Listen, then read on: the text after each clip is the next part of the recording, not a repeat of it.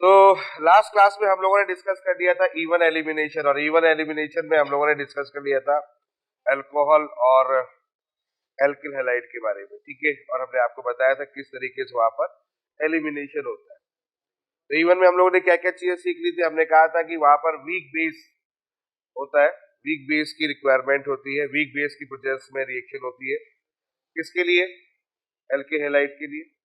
और अगर हमें अल्कोहल के लिए देखना होगा तो एसिड या H3PO4 इसका प्रयोग करना होगा। फिर अगली बात हम एल्किल हैलाइड की बात करते हैं। तो एल्किल हैलाइड में मान लेते हैं अगर आपके सामने हम लोग एल्कोहलिक KOH ले ले या NaNH2 ले ले, एल्कोहलिक KOH ले ले, NaNH2 ले ले, या फिर KOTBU ले ले, पोटेशियम टर्सरी ब्यूटॉक्साइड। इनको हम स्ट्रॉन्ग बेस में लेते हैं, यानी कि ये सभी जो है वो स्ट्रॉन्ग बेस में है। और अगर ऐसा होता है तो इस कंडीशन पर अब यहाँ पर जो एलिमिनेशन होता है उसको हम लोग बोलते हैं E2 एलिमिनेशन। ठीक है बच्चों, तो चलो शुरुआत करते हैं E2 एलिमिनेशन में। तो आज हम डिस्कस करने वाले हैं E2 एलिमिनेशन। E2 एलिमिनेशन, ठीक है। अब E2 एलिमिनेशन क्या होता है? E2 एलिमिनेशन क्या होता है? E2 एलिमिनेशन SN2 से थोड़ा सा कंपेयर कर लेते हैं। जैसे SN2 में डिस्कस किया था वैसे यहाँ पर डिस्कस कर लेते हैं, ठीक है। E2 एलिमिनेशन में सबसे पहली बात है कि ये जो रिएक्शन होती है that is the single step reaction. ये जो रिएक्शन होती है इसको बोलते हैं सिंगल स्टेप रिएक्शन, यानी कि ये सिंगल स्टेप रिएक्शन में वर्क करती है, ठीक है। एक बात यहाँ पर समझ लो। दूसरी बात यहाँ पर जो इंपॉर्टेंट पॉइंट है वो ये क्या है? सिंगल स्टेप रिएक्शन में यानी कि दोनों काम एक साथ होते हैं, यानी कि यहाँ पर जो बनता है बीच में जो बनेगा that is the transition state. जैसा SN2 में हो रहा था, याद आ रहा होगा, SN2 में भी ट्रांजिशन स्टेट बन रहा था, यहाँ भी ट्रांजिशन स्टेट बनेगा। तीसरा जो इंपॉर्टेंट पॉइंट यहाँ पर है, इंपॉर्टेंट पॉइंट ये है कि सेकेंड ऑर्डर रिएक्शन है, दिख रहा है आपको? सेकेंड ऑर्डर रिएक्शन क्लियर है? ये भी आपको दिख रहा होगा। SN2 का मतलब तो ये होता है, ये भी दिमाग में रखना है, सेकेंड ऑर्डर रिएक्शन, क्लियर है? ये तीसरा पॉइंट हो गया। कोई डाउट यहाँ तक? कोई डाउट? ठीक है, ये कंडीशन यहाँ पर आ गई। अगली बात अगर डिस्कस करें, अगली बात ये है कि E2 एलिमिनेशन रिएक्शन के लिए अभी एक एक चीज समझ में आ जाएगी आपको, परेशान होने की जरूरत नहीं है। यहाँ पर हम यूज करते क्या है? स्ट्रॉन्ग बेस यूज करते हैं, स्ट्रॉन्ग बेस यूज करते हैं, यानी स्ट्रॉन्ग बेस का प्रयोग किया जाता है और साथ में थोड़ा सा टेम्परेचर भी यहाँ पर दिया जाता है। तो अगली बात ये होगी, ठीक है, यहाँ तक समझ में आ गया। अगली बात यहाँ पर ये है, क्या यहाँ पर इंटरमीडिएट बनेगा? नहीं बनेगा। तो क्या रीअरेंजमेंट वाली जो कंडीशन आएगी वो रीअरेंजमेंट वाली पॉसिबिलिटी यहाँ पर होगी? रीअरेंजमेंट वाली पॉसिबिलिटी भी यहाँ पर नहीं, ठीक है। और नेक्स्ट पॉइंट ये है कि इसमें प्रोडक्ट कैसे बनाएगा? तो प्रोडक्ट सेटजेफ के अकॉर्डिंग भी बना सकता है और हॉफमैन के अकॉर्डिंग भी बनाया जा सकता है। ये भी थोड़ा सा इसको यहाँ डिस्कस कर लेता हूँ, चलो एक मिनट यहाँ इसको डिस्कस कर लेता हूँ, एक मिनट, हाँ ठीक है। तो यहाँ पर अगर हम बात करें, अरे भाई क्यों नहीं चल रहा यार, ठंड लग गई इसको भी, हाँ वो हैंग हो गया। अच्छा ठीक है, ओ भाई साहब, तो यहाँ पर दो बातें समझनी पड़ेगी। दो बातें कौन समझनी वो देख लो। दो बातें ये है कि यहाँ पर जो प्रोडक्ट बनते हैं वो सेटजेफ और हॉफमैन के अकॉर्डिंग ही बनता है। लेकिन सेटजेफ और हॉफमैन को कैसे देखा जाएगा? तो एक बात यहाँ पर मैं समझा देता हूँ कि अगर हमारे पास में स्मॉलर, बात को समझना, स्मॉलर बेस है, मतलब लार्ज साइज नहीं है, छोटा साइज का बेस है, तो उस कंडीशन पे आप सेटजेफ की बात करेंगे, यानी कि उस जगह पर आप जो प्रोडक्ट बनाएंगे वो सेटजेफ प्रोडक्ट बनाएंगे, सेटजेफ प्रोडक्ट बनाएंगे, क्लियर है? अगर आपके पास में छोटा ग्रुप, क्लियर है? छोटा ग्रुप का मतलब KOH हो, NaNH2 हो, ये छोटे ग्रुप है लेकिन है बड़े खतरनाक, छोटे हैं लेकिन है खतरनाक, समझ में आ गया? तो अगर ये होता है तो उस कंडीशन में हम लोग सेटजेफ प्रोडक्ट बनाते हैं। लेकिन अगर लार्ज साइज ऑफ प्रोडक्ट हो गया, लार्ज साइज ऑफ प्रोडक्ट होगा, ठीक है, क्लियर है? लार्ज साइज ऑफ प्रोडक्ट हो जाए, large size of product, large size of base, sorry, जैसे कि मान लेते हैं KOTBU, क्लियर है? ये हो गया। तो यहाँ पर अगर बात करते हैं तो इस कंडीशन में हम लोग जो प्रोडक्ट करते हैं that is the half mole. ये थोड़ा सा ध्यान रखना पड़ेगा आपको कि कौन मेजर हो रहा है, कौन माइनर हो रहा है, कौन मेजर हो रहा है, कौन माइनर हो रहा है, ये ध्यान रखना पड़ेगा कि हॉफमैन के अकॉर्डिंग लेके जाना है कि सेटजब के अकॉर्डिंग लेके जाना है। ठीक है, हॉफमैन के अकॉर्डिंग और सेटजब के अकॉर्डिंग। ठीक है, तो समझ में आ गया।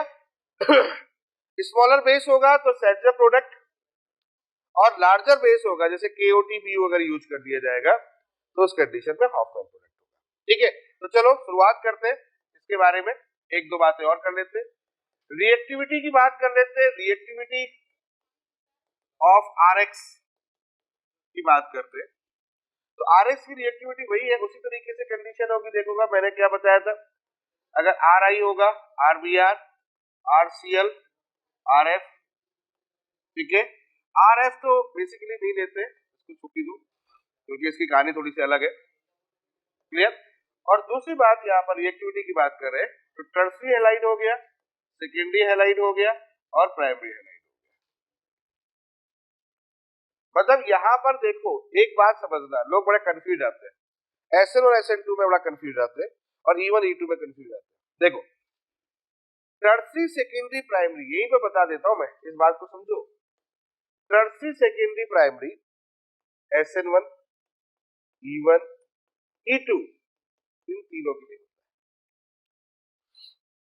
समझ में आ गया। टर्सरी सेकेंडरी प्राइमरी जो है, जो रिएक्टिविटी ऑर्डर है वो तीनों के लिए, जबकि उल्टा अगर किया था वो जो रिवर्स प्रोसेस था वो SN2 का था।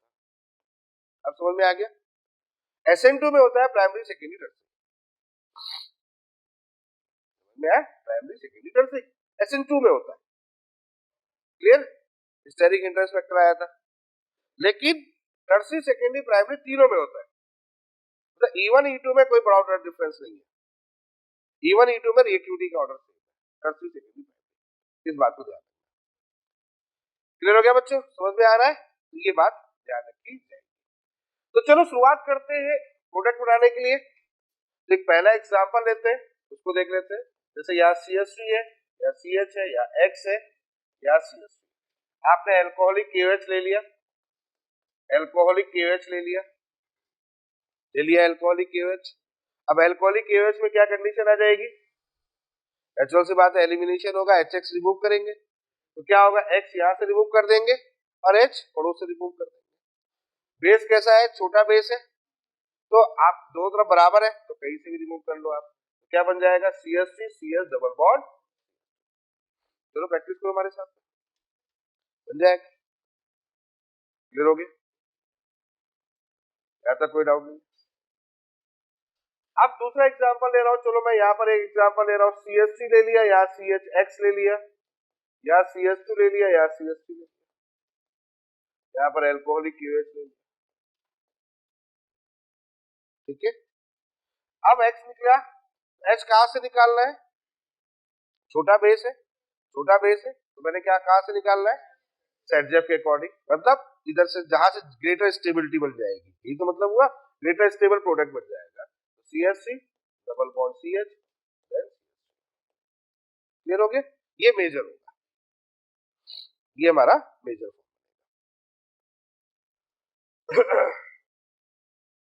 समझ में आ गया? ठीक है, क्लियर? अच्छा, अगर मैं इसी क्वेश्चन को ले लूं, यहां पर ले लूं CH3 CHX या CH2 CH3 ले लूं और यहां पर मैं KOTBU ले लूं, तो फिर हम उधर से निकालेंगे। तो प्रोडक्ट क्या बनेगा बच्चों? समझ में आ रहा है कि नहीं आ रहा है? यहां से CH2 double bond CH then CH2। अब दोनों में ऐसा क्यों होता है? ऐसा क्या हुआ कि उसमें इसको फॉलो कर गया, इसमें उसको फॉलो कर गया? ये क्या होता है? तो बेसिकली इसकी मैकेनिज्म को समझोगे तो फिर कहानी समझ में आ जाएगी। समझ में आएगी नहीं? तो पहले मैकेनिज्म को समझ लेते हैं कि आखिर ऐसा हुआ तो हुआ क्यों और इसका कारण क्या है। देखो बच्चों, एक बात समझ लो, आपके पास में कार्बन है, यहां लिविंग ग्रुप जो कि X है, अभी हमने लिया है। लेकिन कोई लीविंग ग्रुप यहाँ पर लगा हुआ है, मान लेते हैं ये लीव हो रहा है, और लीविंग ग्रुप के साथ में बगल में कार्बन एटम है और यहाँ पर है।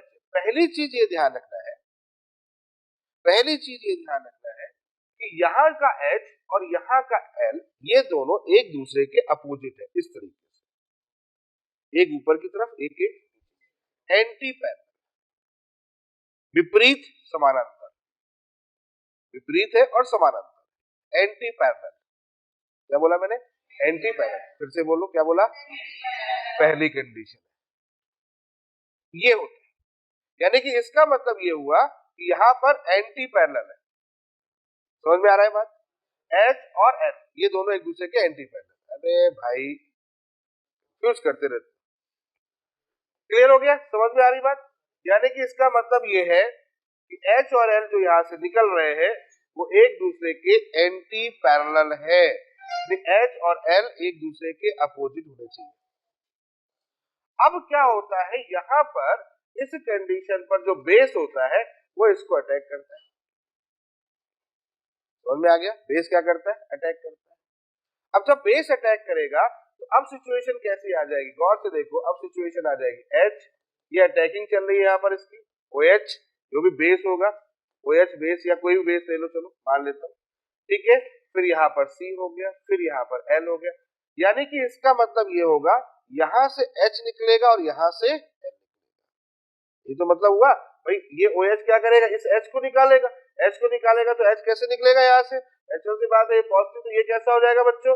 निगेटिव। यहाँ से लीविंग ग्रुप निकलेगा, ये निगेटिव, और ये कैसा हो गया? पॉजिटिव। तो इसका मतलब क्या बन जाएगा? यहाँ पर इस जगह पर डबल बॉन्ड।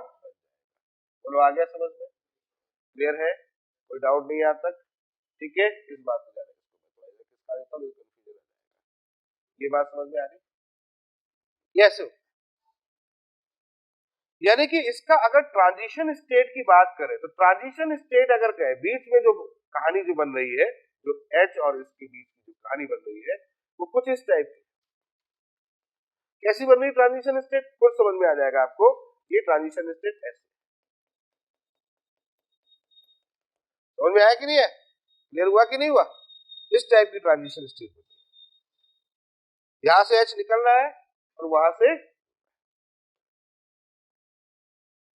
अब समझ में आ गया? ये ट्रांजिशन स्टेट। तो ये है इसकी ट्रांजिशन स्टेट। ट्रांजिशन स्टेट का मतलब यहां से H निकल रहा है और यहां से, तो ये तभी हो सकता है जब एक दूसरे के एंटी पैरेलल।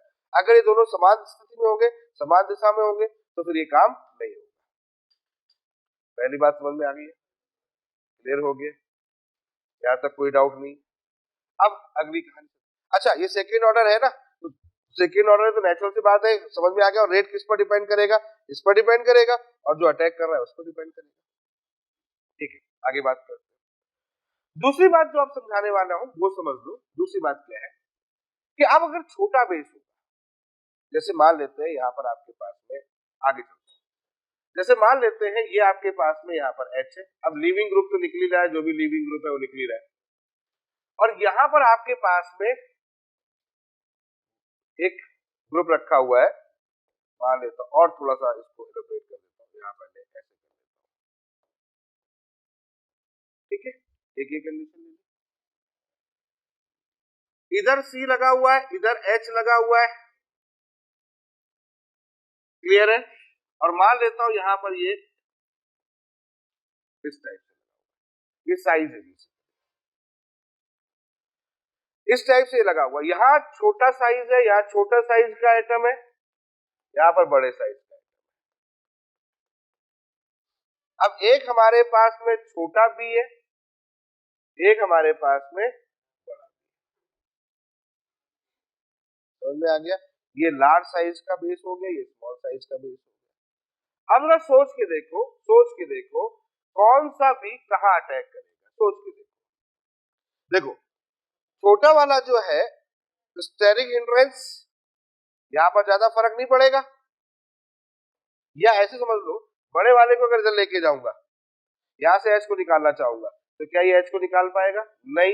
क्यों नहीं निकाल पाए? क्योंकि इनके बीच में स्टेरिक हिंड्रेंस आएगा। ये समझ में आया कि नहीं है? ये आ जाएगा स्टेरिक हिंड्रेंस। तो बड़ा वाला जो होगा जो बड़ा ग्रुप होगा वो हमेशा वहां पर जाएगा जहां पर उसको स्टेरिक हिंड्रेंस कम मिलेगा। समझ में आया कि नहीं है? ये कंडीशन क्लियर हुई कि नहीं? बड़ा वाला वहां जाएगा जहां पर उसको स्टेरिक हिंड्रेंस कम मिलेगा। इसका मतलब बड़ा वाला जो एक ग्रुप है इसकी कंडीशन है कि ये इसी एच को निकालेगा। ये बात समझ में आ रही है? और छोटा वाला क्या है? उसको कोई फर्क ही नहीं पड़ रहा है, उसको कोई फर्क ही नहीं पड़ रहा। तो ये बात समझ में आई। अब जरा एक चीज देखो, यहीं पर अब मैं वही एग्जांपल समझा रहा था कि यहाँ CH3 रख दिया, यहाँ CHX रख दिया, यहाँ CH2 रख दिया, यहाँ CH3 रख दिया। अब समझ जाओगे आप। एक तो सबसे बड़ी बात क्या है कि H वो चाहिए जो अपोजिट हो X की डायरेक्शन का। पहली कंडीशन तो ये हो गई। दूसरी कंडीशन ये है कि अब अगर मैं यहाँ पर रिएक्शन करना स्टार्ट करता हूँ, यहाँ पर मैं QH ले लेता हूँ यानी OH माइनस एल्कोहलिक QH ले लेता हूँ और यहाँ पर लेता हूँ KOT। तो ये हो गया बड़ा साइज का हो गया। अब या तो ये H निकालो, भाई दो कंडीशन है, दो कंडीशन कौन सी है? या तो इधर वाला H निकालो या फिर इधर वाला H निकालो। यही तो मतलब है, H तो निकलना ही निकलना है भाई साहब, यानी कि ये H निकालो और या फिर ये H निकालो। तो बड़ा वाला जो होगा वो 100% कहाँ अटैक करेगा? यहाँ तो करेगा नहीं, यहाँ करेगा। बोलो हाँ है ना? और जब यहाँ करेगा, यहाँ से X निकलेगा, तो इस कंडीशन पे CH2 double bond CH then CH2 CH3। बोलो आ गया समझ में? ये क्लियर हुआ कि नहीं? समझ में आया? और छोटा वाला जो होगा वो कहाँ अटैक करेगा? कहाँ अटैक करेगा? यहाँ अटैक करेगा। और यहाँ क्यों अटैक करेगा? यहाँ क्यों नहीं करेगा? कर तो यहाँ भी सकता है, यहाँ भी सकता है, स्टेरिक हिंड्रेंस तो यहाँ कम है और बढ़िया बात है। लेकिन पॉइंट क्या है? स्टेबल प्रोडक्ट भी तो चाहिए। स्टेबल ये बहुत स्टेबल थोड़ी है, बहुत स्टेबल थोड़ी है, लेकिन यही बन पा रहा है और यही मेजर होगा किस कंडीशन में? इस कंडीशन में लेस स्टेबल जरूर है लेकिन मेजर होगा, ज्यादा मॉलिक्यूल यही बना रहे होंगे। और यहाँ पर जो होगा वो ज्यादा मॉलिक्यूल स्टेबल बनाएंगे, भाई उनको मौका मिल रहा है स्टेबल बनाने का। तो हम ये कहते हैं कि यहाँ पर जो प्रोडक्ट बनेगा, जो मेजर प्रोडक्ट होगा वो अकॉर्डिंग टू सेट होगा और यहाँ जो प्रोडक्ट होगा वो अकॉर्डिंग टू हॉफमैन। अब समझ में आई कहानी? तो स्टेरिक हिंड्रेंस का लफड़ा होता है, ये जो लफड़ा है वो स्टेरिक हिंड्रेंस। तो स्टेरिक हिंड्रेंस और बेस का, कि बेस कौन सा यूज किया गया? Steric hindrance. लेकिन ये बात कंडीशन कंफर्म है भाई लीविंग ग्रुप और H जो होंगे वो एक दूसरे के एंटी पैरेलल होने चाहिए, एंटी पैरेलल होने चाहिए। बोलो बच्चों समझ में आ गया? क्या रीअरेंजमेंट वाली कोई बात यहाँ सोचेंगे? केवल कौन सी बात सोचेंगे? ट्रांजिशन स्टेट की बात। ठीक है, समझ में आ रहा है? चलो ठीक है, तो चले आगे क्वेश्चन की तरफ चलते हैं। अच्छा नोट करो जल्दी नोट करो। हाँ भाई, तो क्लियर हो गया, ये बात समझ में आ गई आपको? ठीक है, आगे चलते हैं। तो चलो क्वेश्चन देखना स्टार्ट करते हैं। चलो एक छोटा सा क्वेश्चन देखते हैं कि आपके पास में इस तरीके से एक क्वेश्चन मैंने बनाया। यहाँ पर मैंने एक X बनाया, ये कंडीशन हमारे पास में, और किस कंडीशन पे मैंने H बनाया। देखो ये बात तो कंफर्म होगी कि यहाँ पर जो H होंगे वो दो होंगे। प्रैक्टिस करना है पहले तो अभी अपने को ये अंडरस्टैंड करना है कि क्वेश्चन को कैसे फेस किया जाएगा। कि X हो गया और H हो गया, मैं क्या कह रहा हूँ, हमेशा कौन सा लेना है? अपोजिट वाला ही लेना है। ठीक है, तो इस कंडीशन में देखो यहाँ पर X है और यहाँ पर क्या है? H। कौन सा H निकलेगा? ये निकलेगा, ये निकलेगा। ये समझ में आ गया? कौन सा H निकलेगा? ये निकलेगा, यानी कि यहाँ पर HH निकलेगा। डबल बॉन्ड अगर हम बनाएंगे तो डबल बॉन्ड कैसा बनाएंगे? ये डबल बॉन्ड बनाएंगे। ठीक है, और ये वाला जो डार्क वाला है वो तो रहेगा, वो तो अब डबल बॉन्ड वाले में फिर डार्क और लाइट का कोई मतलब नहीं होता, आप सीधे सीधे एक H लगा सकते हो। ठीक है, डबल बॉन्ड मत बना देना डार्क, प्लेनर हो गया। ठीक है, ये बात समझ में आ गई? कोई डाउट यहाँ तक? चलो अगला क्वेश्चन लेते हैं। उसी तरीके से मैं यहाँ पर अगर बात कर लेता हूँ, यहाँ पर अगर बात कर लेता हूँ, ये अपना हो गया X। ठीक है, अच्छा चलो यहाँ पर अगर बात कर लेता हूँ, यहाँ पर अपन एक रख देते हैं CH3 और यहाँ पर भी अपन एक रख देते हैं H। अब मुझे बताओ, ये कंडीशन हमारे पास में, या एक काम करता हूँ, थोड़ा सा इसमें और ट्विस्ट डालते हैं, ट्विस्ट। ये रही। अब ये हमारे पास में यहाँ पर एल्कोहलिक KOH है और मैं आपसे कह रहा हूं कि बताओ प्रोडक्ट क्या बनेगा, एल्कोहलिक KOH। तो सोच के बताओ किस साइड से बनाएंगे, किस साइड से बनाएंगे, ये हमारे लिए इंपॉर्टेंट है भाई। यहां से अगर देखोगे तो यहां पर क्या हो गया, ये H होगा, अरे हाँ है ना। और यहां अगर देखोगे तो यहां पर जो डार्क होगा वो H होगा, डार्क होगा वो H होगा। समझ में आ रहा है? तो अब इस कंडीशन में X और H को अगर लेंगे तो यही तो हमारे लिए सही है, ये सही नहीं है, यानी कि यहां से आपका HX हो जाएगा। बोलो बच्चों समझ में आ रहा है, क्लियर हो रहा है कि नहीं? तो यहाँ पर अपन ने बना दिया, तो यहाँ पर ये क्या होगा, ये जो CH3 और CH3 यानी कि इसका मतलब वहां से डबल बॉन्ड और H निकल जाएगा, डबल बॉन्ड यहाँ बन जाएगा और यहाँ पर क्या हो जाएगा आपके पास में, यहाँ CH3, बाकी मैंने H3 जोड़ दिया। अब समझ में आ गया, कोई डाउट यहाँ तक? क्लियर हो रहा है कि नहीं हो रहा है? ठीक है, पक्का? चलो अगला क्वेश्चन देता हूं, जल्दी नोट करो। अगला क्वेश्चन देखो, यहाँ X लगा देता हूं, यहाँ X लगा दिया, यहाँ X लगा दिया, ये X लगा दिया, एल्कोहलिक KOH ले लिया, एल्कोहलिक KOH बना लोगे, सिंपल है। क्या होगा, पड़ोस से H निकालोगे, ये तो मतलब हुआ कि नहीं हुआ, तो H यहां से निकालोगे, अब वो अपने आप ही हो जाएगा। अगर ये डैश है तो वेज है, वेज वाला डैश वाला जो भी है, तो यहाँ ऐसा कुछ लिखा हुआ नहीं है, कोई बात नहीं। तो अपन तीनों ऐसे तीनों यहाँ नहीं, ये HX निकाल दिया, ये HX निकाल दिया, तो फाइनली क्या निकल के आ जाएगा बच्चों, बेंजीन बन जाएगा, बेंजीन बन जाएगा। थोड़ा सा पेन से चलो, क्लियर हो गया? चलो एक और अच्छा क्वेश्चन देता हूं, आपने ये क्वेश्चन दिया, एक यहां बना दिया, थोड़ा दिमाग लगाओ और थोड़ा स्पीड पकड़ो, कंप्लीट करेंगे इसको।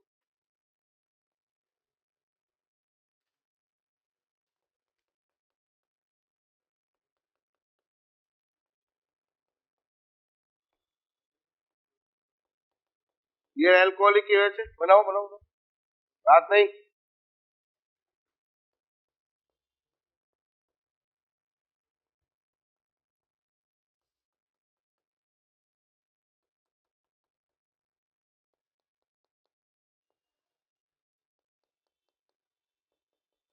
याद कुछ नहीं लगा, इसका मतलब CH3 है, ये ऐसे समझ लो, तो मैं लिख दे रहा हूँ यहाँ भी CH3 है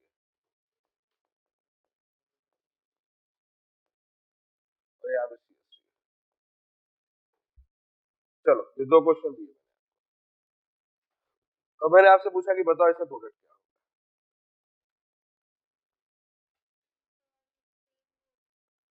क्या हो गया, प्रोडक्ट क्या होगा, दोनों में एल्कोहलिक KOH है। बेटा Cl निकालना, एक जगह से X निकालना है, दूसरी जगह से H निकालना है, दोनों एक दूसरे के अपोजिट होने चाहिए, दिमाग में छाप लो, तभी कहानी बनेगी, नहीं तो कहानी नहीं बनेगी। बोल,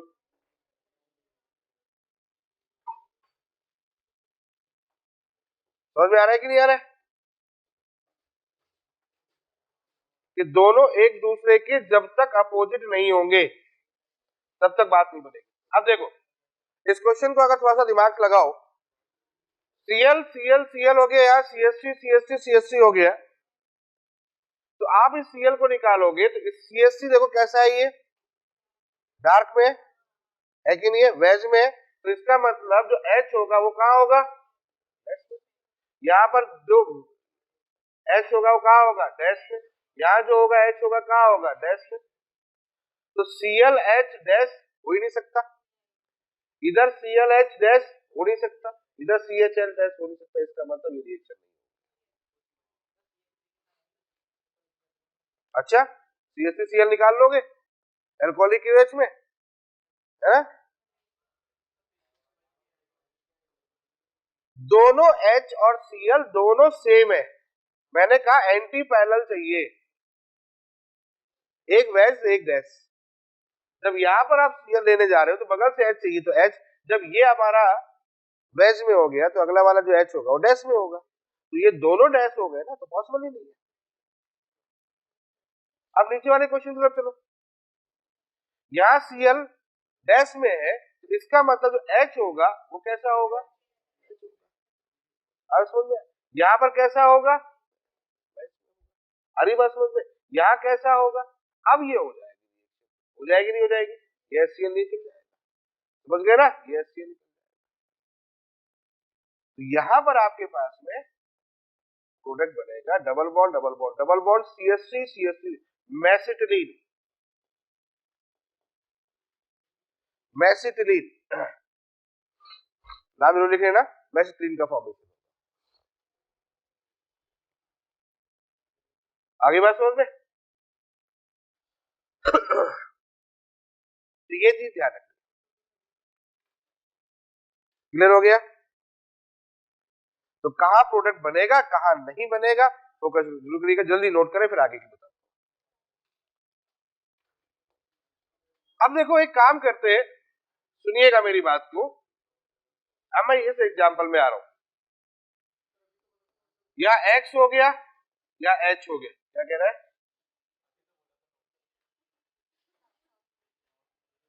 यहां पर मान लेते A है, सुनिएगा मेरी बात को, यहां A ले लिया, यहां A ले लिया, यहां B ले लिया, यहां B ले लिया, सुनिएगा ऐसा मैंने कुछ बना दिया, और हमने कहा एल्कोहलिक केवेज,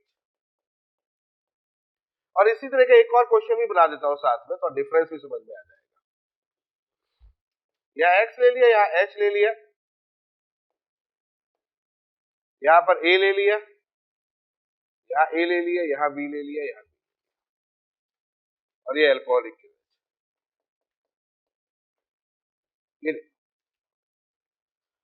देखो एल्कोहलिक केवेज होगा, इसका मतलब A और B तो कोई ग्रुप है, यानी कि इसका मतलब यहां से X और यहां से H निकालोगे सेम साइड से, ये सेम साइड दिख रहे हैं, लेकिन वैज डैश वाली कंडीशन तो नहीं है, तो कॉन्फ्लिगेशन कुछ भी हो सकता है, समझ में आ रहा है क्लियर। तो ये कैसे करना पड़ेगा, ये प्रोडक्ट के अकॉर्डिंग देखना पड़ेगा, यानी कि पॉइंट ये कहता है कि अगर ऐसा कोई कंपाउंड आपके पास में दिख जाए जिसमें दोनों सेम साइड से हो, तो प्रोडक्ट हमेशा आप कुछ ऐसे बनाना, यानी कि सेम साइड से निकाल रहे हो तो उन दोनों को अपोजिट में रखना। बात को समझना मैं क्या कहना चाह रहा हूं, बहुत इंपॉर्टेंट बात है, प्रोडक्ट बनाते हुए हेल्प मिल जाएगी आपको। अगर आप दोनों को सेम साइड से निकालना पड़ रहा है आपको ऐसे ग्रुप में, तो प्रोडक्ट हमेशा उसका अपोजिट बनाना, ये पॉइंट दिमाग में रखना, यानी कि इसका मतलब है जो दो बी थे उनको एक दूसरे के अपोजिट कर दो, जब दो भी एक दूसरे के अपोजिट होंगे तो 100% ए भी दोनों एक दूसरे के अपोजिट होगा कि नहीं होगा, मतलब यहां पर ऐसे समझ लो सेम साइड अपोजिट प्रोडक्ट, समझ गए, सेम साइड अपोजिट, यानी सेम साइड से निकालोगे। अब तो यहां क्या हो रहा है, यहां गौर से देखो एक्स और एच अपोजिट है, तो यहां से अपोजिट से निकलना है, बात को समझना है, अपोजिट साइड, तो क्या बन जाएगा बच्चों, सेम प्रोडक्ट सेम साइड, यानी कि इसका मतलब क्या हो गया, इसका मतलब ये हो गया जिधर ए लगाना उधर ए लगा देना, इधर बी लगा देना उधर बी लगा देना, ये बात आ गया समझ में। तो अब चीजें समझ में आ रही है कि कैसे प्रोडक्ट को बनाया, क्लियर हो रहा है, एल्कोहलिक केवेज समझ में आ गया कि एल्कोहलिक केवेज के साथ में कैसे रिएक्शन फॉलो करते हैं। चलो ठीक है आगे बात करते हैं, अब कुछ और बातें भी कर लेते हैं। देखो अभी तक हमने जितने भी हैलाइड्स लिए थे ये सारे जो थे मोनो हैलाइड्स थे, जितने भी हैलाइड लिए ये सभी के सभी क्या है, मोनो हैलाइड। अब थोड़ा सा हम डाई हैलाइड के बारे में भी आपको बता दें, उसको भी समझ लो। जैसा कि आप जानते हो डाई हैलाइड दो टाइप के होते हैं, एक होता है जेम और एक होता है विसिनल, जानते हैं नहीं अच्छी तरीके से, ठीक है, तो पहले हम बात करते हैं जेम फॉर्म। जेम का मतलब क्या होता है, एक कार्ब एटम पर दो हेलोजन लगे हुए, यही तो मतलब होता है। तो यहां पर देखो ये X हो गया, यहाँ X हो गया, यहाँ C हो गया, यहाँ C। तो भाई यहाँ पर आपने एक H लगा दिया, यहाँ एक H लगा दिया, यहाँ पर आपने कुछ भी जो है वो लगाया होगा, ये कंडीशन है। सुनिएगा मेरी बात, इस क्वेश्चन में यहाँ पर दोनों जगह पर X लगा हुआ है, तो दिमाग में बात आएगी जब दो जगह से X लगा है तो बगल में अगर दो H है तो दो HX के मॉलिक्यूल हम निकाल सकते हैं। और दो HX के मॉलिक्यूल अगर निकालेंगे तो एक HX का मॉलिक्यूल निकालते हैं, एक डबल बॉन्ड बनता है, तो दो HX के मॉलिक्यूल निकालेंगे तो दो डबल बॉन्ड बनेंगे। तो यहां पर अगर मैं यूज करूं एल्कोहलिक KOH, मैंने एल्कोहलिक KOH का यहां पर प्रयोग किया, और एल्कोहलिक KOH में वही कंडीशन है, आप गौर से समझिएगा। एल्कोहलिक KOH में अगर मैंने इस X को निकाला है तो 100% यही H निकलना होगा, या इस H को निकाला है तो ये X निकलना होगा, यानी कि ये दोनों एक दूसरे के अपोजिट वाले ही निकलने होंगे। कॉन्सेप्ट यही कहता है। और अगर ऐसा होता है तो इस कंडीशन में अगर हम बात करते हैं तो ये कार्बन हो गया, ये कार्बन हो गया, ऊपर अगर हमारा X हो गया, यहाँ पर X निकल गया, वहां H निकल गया, तो कहानी कुछ इस टाइप की बनेगी, ये H। समझ में आ गया? इसको एक काम करता हूँ,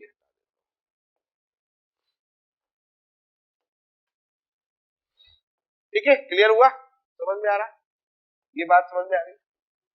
यहाँ तक कोई डाउट नहीं? अब अगर बात करते हैं, फिर से हम एल्कोहलिक KOH ले रहे हैं, भाई आगे भी तो रिएक्शन करनी। अब अपना मोटिव क्या है, इस H को निकालना, इस X को निकालना, ये तो मतलब हुआ। लेकिन एक चीज सोचो, इस H और X को निकालने अगर बैठेंगे, OH मान लेता हूं मैं स्ट्रॉन्ग बेस होता है, ये मान लेता हूं, लेकिन अगर आप देखो इस OH को यहां से निकालने बैठो तो उस कंडीशन में X और C के बीच में एक डबल बॉन्ड कैरेक्टर भी डेवलप हो जाएगा। अरे होगा कि नहीं होगा? ये फॉर्म समझ में आ रहा है कि नहीं आ रहा है? कहीं ना कहीं पर X जो होगा C के साथ में एक डबल बॉन्ड कैरेक्टर शो करेगा, और डबल बॉन्ड कैरेक्टर शो करेगा तो आपको बताते चले कि OH माइनस इतना स्ट्रॉन्ग बेस नहीं होता कि उस जगह से अब X को लीव कर सके। यानी कि इसके बाद ये समझ लो कि पहला स्टेप एल्कोहलिक KOH को फेवर कर जाता है, लेकिन दूसरे स्टेप पर अगर दोबारा आपको HCl या HX निकालना होगा तो उस जगह पर एल्कोहलिक KOH जो होता है वो फेल हो जाता है, क्योंकि वो इतना अच्छा स्ट्रॉन्ग बेस नहीं होता। अब मेरा मोटिव ये है कि मुझे इसको सॉल्व करना है, मुझे इसको सॉल्व करना है, तो अब मुझे इससे स्ट्रॉन्ग बेस लाना पड़ेगा। और स्ट्रॉन्ग बेस में अगर मैं बात करूं तो मेरे पास दो बेस है, एक तो मेरे पास KOH है और एक मेरे पास कौन सा है, NaNH2 है। अब जरा गौर से देखो, यहाँ से OH माइनस बन रहा है, यहाँ से NH2 माइनस बन रहा है, कौन स्ट्रॉन्ग बेस होगा? NH2 माइनस जो होगा ये स्ट्रॉन्ग बेस होगा, किसे? OH माइनस से। इसका मतलब मैं इसको प्रयोग करूं, तो अगर मैं इसमें किसका प्रयोग कर देता हूं, अगर मैं इसमें किसका प्रयोग कर देता हूं, NaNH2 का प्रयोग कर देता हूं, तो ये काम कर देता है और उस कंडीशन पे ट्रिपल बॉन्ड का फॉर्मेशन कर देता है। समझ में आया कि नहीं है? ट्रिपल बॉन्ड का फॉर्मेशन कर देता है। तो ये काम पहले भी कर सकते थे भाई, आपने एल्कोहलिक KOH का लेके आपने काम कर दिया, ठीक है भाई, कोई बात नहीं, कर सकते, प्रोडक्ट तो वही बना। लेकिन अगर आप डायरेक्टली अगर ये काम करना चाहते हो तो आप NaNH2 का यूज कर दो ना। तो दिमाग में ये रखना कि एल्कोहलिक KOH के साथ में अगर दो हेलोजन वाली कंडीशन आ रही है तो केवल एक ही बार में रिएक्शन कर पाओगे, NaNH2 के साथ रिएक्शन करोगे तो दो बार करोगे। समझ में आ रहा है? ये पॉइंट समझ में आया कि नहीं है? तो दो हैलाइड एक साथ नहीं निकल पाएंगे, मतलब दो HX एक साथ मत निकालना एल्कोहलिक KOH में, एल्कोहलिक KOH में। समझ में आ गया कि नहीं आ गया? नोट करो इस पॉइंट, बात समझ में आ गई है? क्लियर हो गया? कोई डाउट यहां तक? तो चलो मैं क्वेश्चन नोट कर दे रहा हूं कुछ। हाँ तो भाई अटेम्प्ट कर लिया होगा, क्वेश्चन देख लिया होगा, ठीक है। 2x ही हो गए, 2h ही हो गए, NaNH2 के साथ यूज कर लें, बढ़िया सी बात है, कोई दिक्कत वाली बात है नहीं। फटाफट अपन 2x 2h निकालेंगे तो डबल बॉन्ड क्या बनेगा, CH3C डबल बॉन्ड, अच्छा हाँ ट्रिपल बॉन्ड हो जाएगा यहाँ पे, एक ही साथ कर दिया तो एक ही साथ कर लेते हैं, तो यहाँ हो गया triple bond C triple bond CH3, ठीक है। और यहाँ लेकिन ऐसा होगा क्या, नहीं होगा, यहाँ पर ये समझाना है मुझे, यहाँ CH3 CH CX CX CX, ठीक ठीक है भाई सब। यहाँ पर हो जाएगा CX, या C हो गया या X हो गया, double bond CH then CH। कोई डाउट यहाँ तक? इसमें क्या होगा, इसमें वही कंडीशन हो जाएगी। यहाँ पर क्या हो गया, CH3 C triple bond CH, ये तो कहना है C triple bond CH, C triple bond, clear? इतनी कर दे। और एल्कोहलिक KOH में क्या होगा, क्या कर सकते हैं, मैं उसको कुछ कर नहीं सकता। CH3 CH double bond CH, आप पहचान गए? यहाँ देखो, यहाँ क्या कंडीशन होगी, यहाँ क्या कंडीशन होगी, सोच के देखो। NaNH2 के साथ बार करेंगे तो भाई H यहाँ पर, भाई सीधी सी बात, H यहाँ निकालोगे तो क्या हो जाएगा, डबल बॉन्ड बनेगा, लेकिन पॉसिबिलिटी ज्यादा नहीं बन पाएगी। अरे हाँ है ना, तो इधर से निकाले, देखो दोनों प्रोडक्ट बन सकते हैं, दोनों प्रोडक्ट यहाँ पर बन सकते हैं। अगर ट्रिपल बॉन्ड निकालने पे उतारू हो ऑप्शन में है तो फिर बात अलग है, क्योंकि अगर ये ले लोगे तो यहाँ पर ये X हो गया, एक ये बन गया, और दूसरा पॉसिबिलिटी क्या बनेगी, दूसरी पॉसिबिलिटी ये बन जाएगी, यहाँ CH3 हो जाएगा, यहाँ ट्रिपल बॉन्ड हो जाएगा। तो मेजर वैसे बेसिकली यही होगा, NaNH2 है। एल्कोहलिक KOH होगा तो फिर ऊपर वाला हो जाता है, ठीक है भाई। अगला इस पे आ जाओ। हाँ तकलीफ, तूने यहाँ से निकाल दिए है ना, हाँ यहाँ से यहाँ बॉन्ड बना दिया। अरे मुझे पता है यार, इंटेलिजेंस ही मेरी क्लास में भरी हुई है, टपक रही है, छलक जाती है ना, छलकी छलकी घूम रही है।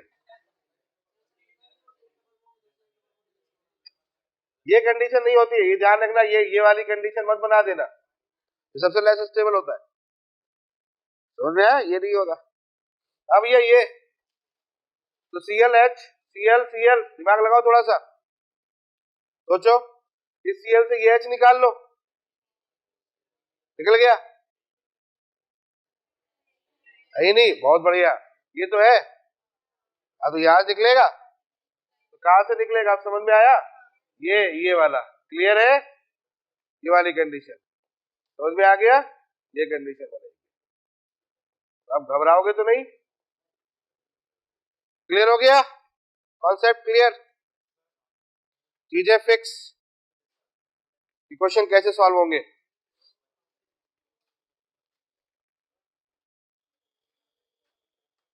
ठीक है भाई। तो अल्टीमेटली, अरे अरे अरे एक मिनट मैं गलत बना गया, ओहो, अरे भाई साहब, यहाँ नहीं बनाना था मुझे, यहाँ बनाना था। अब ठीक है, अब तो सही है, हो जाता है। वो बॉन्ड नहीं है,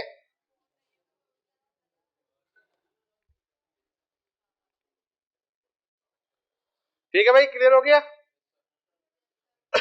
तो एल्कोहलिक KOH समझ में आ गया, NaNH2 समझ में आ गया, KOTBU समझ में आ गया, पोटेशियम टर्सी ब्यूटॉक्साइड कब यूज करना है ये समझ में आ गया, कब प्रयोग किया जाएगा और कहां पर प्रयोग किया जाएगा, जब हमारे पास में स्टीयरिंग इंटरेस्ट वाला फैक्टर आता है तो उस जगह पर KOTBU के अकॉर्डिंग, यानी कि हॉफमैन प्रोडक्ट को फॉलो करना है, ठीक है।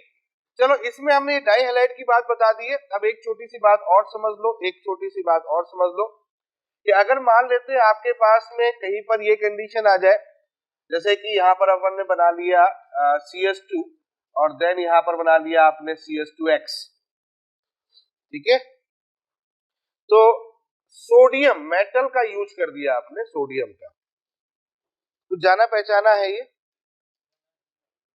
याद करो, कुछ जाना पहचाना है। अगर थोड़ा बड़ा लग रहा है इसको तो मैं थोड़ा छोटा कर देता हूं तो और पहचान लोगे, कोई बात नहीं। RX वुड्स रिएक्शन नाम की एक चीज हुआ करती है, वुड्स रिएक्शन याद आया कि नहीं है, क्लियर है, वुड्स रिएक्शन, ठीक है। और जब इसको सॉल्व कर रहे होते हैं तो यहाँ पर दो मॉलिक्यूल आते हैं और दो मॉलिक्यूल करके R और R आता है। हालांकि यहाँ पर जब मेटल का प्रयोग कर दिया गया है, भाई बात नहीं, जब यहाँ पर मेटल का प्रयोग कर दिया गया तो मेटल इलेक्ट्रॉन प्रोवाइड करता है और वो इलेक्ट्रॉन फ्री रेडिकल को बनाता है, इसलिए इस कंडीशन पर यहाँ पर थोड़ा सा मूवमेंट होता है। लेकिन मैं थोड़ा सा एक ऑब्जर्वेशन दे रहा हूं कि हेलोजन वहां भी निकलता है, क्लियर हुआ कि नहीं हुआ, हेलोजन वहां भी निकलता है, तो एल्किल हैलाइड की सोडियम के साथ में अगर प्रेजेंस में ड्राई ईथर यहाँ पर लिया जाता है तो यहाँ पर एल्कीन बनता है। समझ में आ रहा है? दो मॉलिक्यूल लेते हैं। अब इसी तरीके से अगर मैं यहाँ पर RCH 2X ले लूं, अगर दो टर्मिनल हैलाइड ले लूं, यहाँ CHX ले लूं, यहाँ R ले लूं, और इस जगह पर अगर मैं 4 सोडियम का यूज कर दूं तो भी इस जगह पर इसी टाइप की रिएक्शन, लेकिन ये डीहाइड्रोहेलोजिनेशन नहीं है, ये बात मैं आपको बता दूं, इसको ध्यान रखना, दैट इज द डीहेलोजिनेशन। इस बात को ध्यान रखना, X2 निकालना है बच्चों, H का कोई लेना देना नहीं है, X2 निकालना है, H का कोई लेना देना नहीं, ये इसको हम लोग क्या बोलेंगे, डीहेलोजिनेशन है, एलिमिनेशन का ही पार्ट है, ये एलिमिनेशन का पार्ट, लेकिन डीहेलोजिनेशन, हेलोजन निकाल, तो यहां पर भी दो हेलोजन निकलेंगे, यहां भी बात करोगे तो यहां पर क्या होगा, हेलोजन ही निकलेगा। कौन सा हेलोजन निकलेगा, देखो ये वाला पोर्शन निकल जाएगा। समझ में आ गया? और इस जगह पर जब प्रोडक्ट बनाओगे तो यहाँ पर क्या प्रोडक्ट बन जाएगा, यहाँ बन जाएगा RCH डबल बॉन्ड CHR। बोलो समझ में आया? ये क्लियर हुआ कि नहीं हुआ? तो ध्यान ये रखना है कि हेलोजन को यहां भी रिमूव करते हैं, ये एल्किल हैलाइड की रिएक्शन। अब जैसे कि मान लेते हैं अगर आपने वही ले लिया, CH ले लिया या X ले लिया या CH ले लिया या X ले लिया या R ले लिया, और इस कंडीशन पे आपने दो जिंक यूज कर दिया, जिंक का भी यूज किया जा सकता है, मेटल है, इलेक्ट्रोपॉजिटिव एलिमेंट, भाई हम बोल लेते हैं जो इलेक्ट्रोपॉजिटिव एलिमेंट होता है। तो आप ये ध्यान रखना है, ये भी वही काम करता है जो Na करता है, तो यहाँ पर भी आपके पास में डबल बॉन्ड की प्रिपरेशन होती है। ये सारी रिएक्शन जो है वो डीहेलोजिनेशन को रिप्रेजेंट कर रही है, डीहेलोजिनेशन। आगे बात समझ में क्लियर हो गया? चलो ठीक है, आगे बात करते हैं। अब इसी में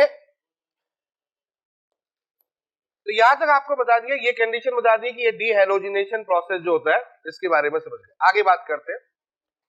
अब हम बात करते हैं अगले पॉइंट की तरफ, और अब हम चलते हैं, नेक्स्ट स्टेप इज E1CB। तो चलिए शुरुआत करते हैं, नेक्स्ट अगला E1CB। ठीक है बच्चों, तो इसको बोलते हैं E1CB। E1CB को हम लोग क्या बोलते हैं, E1CB को बोलते हैं यूनिमॉलिक्यूलर कॉन्जुगेट बेस एलिमिनेशन। देखो बच्चों इंपॉर्टेंट है E1CB, और क्यों जरूरत पड़ी इसकी और क्या कारण था इसको समझने का, तो नोट करते जाए। देखिए पहली बात दिमाग में ये रखनी है कि जब हम इसकी बात करते हैं तो ये कंडीशन तब होती है जब हमारे पास में वीक लीविंग ग्रुप होता है, ये पहली बात दिमाग में रखनी है। पहली कंडीशन ये है कि यहां पर ये वीक लीविंग ग्रुप होता है, मतलब जिन कंपाउंडों के अंदर वीक लीविंग ग्रुप होता है वो E1CB को फेवर करते हैं। अब वीक लीविंग ग्रुप कौन से, देखो अगर फ्लोरीन दिख जाए, क्या दिख जाए, फ्लोरीन, याद करो मैंने कहा था fluorine is the weak leaving group, या दिख जाए आपके पास में NR3+, या आपके साथ दिख जाए SR2+, ये सब वीक लिविंग ग्रुप। अगर ये लिविंग ग्रुप अगर आपको दिख जा रहे हैं, वीक लिविंग ग्रुप अगर आपको दिख जा रहे हैं, तो इसका मतलब ये E1CB को फेवर करेगा, तो स्ट्रॉन्ग है।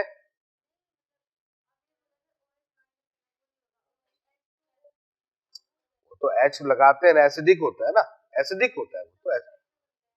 हाँ तो बेटर बनता है OH को हटाने के लिए, वो कंडीशन अलग है, वो तो बॉन्ड कभी टूटेगा ही नहीं, वो तोड़ने के लिए अपन करते हैं।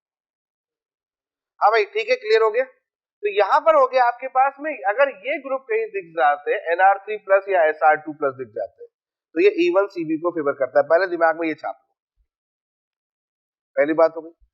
दूसरी बात यहां पर है, हम स्ट्रॉन्ग बेस की रिक्वायरमेंट मांगते हैं, स्ट्रॉन्ग बेस की रिक्वायरमेंट मांगते हैं, क्लियर है। और हीट की रिक्वायरमेंट मानते हैं। नंबर 2 बात। नंबर 3, अब जो बात समझाने आ रहा हूं, ये भी 2 स्टेप रिएक्शन होती है, इस बात को ध्यान रखना है, ये भी 2 स्टेप रिएक्शन होती है। चौथी बात है, इस 2 स्टेप रिएक्शन में हम लोग वहां पर इवन को सोचो, मैंने क्या बताया था, कार्बोकैटायन स्टेबिलिटी आया ना, यहां होती है कार्बेनायन, क्या शब्द लिखा मैंने, कार्बेनायन इंटरमीडिएट होता है।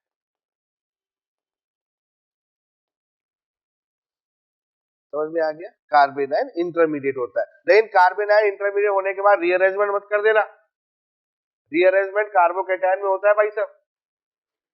समझ में आ रहा है कि नहीं आ रहा है, कार्बेनायन इंटरमीडिएट होता है, ये बात सच है, लेकिन रीअरेंजमेंट नहीं होता। मैं नीचे जरूर लिख दे रहा हूं, क्योंकि तुम लोग लिखने पर ही भरोसा करते हो, ये लो, रीअरेंजमेंट मत करना, लेकिन कार्बेनायन स्टेबिलिटी को वहां पर चेक करना। आगे बात समझ में क्लियर हो गया, इतनी बात समझ में। तो E1 E2 में डिफरेंस समझ में आ गया। E1 में क्या कंडीशन थी, कार्बोकैटायन था, दूसरी बात वहां क्या था, रीअरेंजमेंट था। अरे बात समझ में, यहाँ क्या कंडीशन है, कार्बेनायन, रीअरेंजमेंट नहीं। कब देखा जाएगा E1CB, जब हमारे पास में वीकली। आगे बात समझ में, कोई डाउट यहां तक कर लोगे? अब तो चले देखना स्टार्ट करते हैं, तो इसकी मैकेनिज्म देख लेते हैं, फिर आगे की बात ठीक है भाई, मैकेनिज्म देखते। तो मैकेनिज्म में यहाँ पर हमने ले लिया C, यहाँ ले लिया दिस, यहाँ ले लिया लिविंग ग्रुप, ये हमारे पास में कंडीशन है, यहाँ आपने H ले लिया, कोई भी H ले लो, चाहे सेम ले लो। अब यहाँ पर सेम और डिफरेंस का तो कोई लेना देना नहीं है, लेकिन चलो बना लो, अच्छी बात है, बना लिया। मतलब यहाँ कोई कंसीडर नहीं है कि दोनों डिफरेंस ही हो, अपोजिट ही हो, ऐसा कोई लेना देना नहीं है। तो क्या होगा भाई, पहला स्टेप हो गया, कौन आएगा, बेस आएगा, बेस आएगा, किसको ले जाएगा, इस H को ले जाएगा, H को ले गया, H को ले गया, तो यहाँ क्या बन गया, नेगेटिव। यही बात मुझे समझानी थी, यहाँ बन गया नेगेटिव। क्लियर, ये पहले स्टेप में होगा, ये स्टेप फर्स्ट होगा, चलते रहे मिलते। और ये कौन सा हो जाएगा, आरडीएस स्टेप भी बोल सकते हो। समझ में आ गया। अब आते हैं नेक्स्ट सेकंड स्टेप में, क्या होगा, नेक्स्ट सेकंड स्टेप में 2 स्टेप की रिएक्शन है।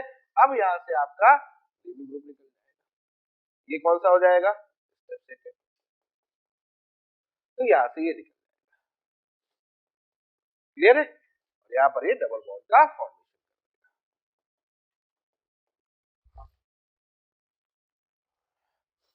Plus L।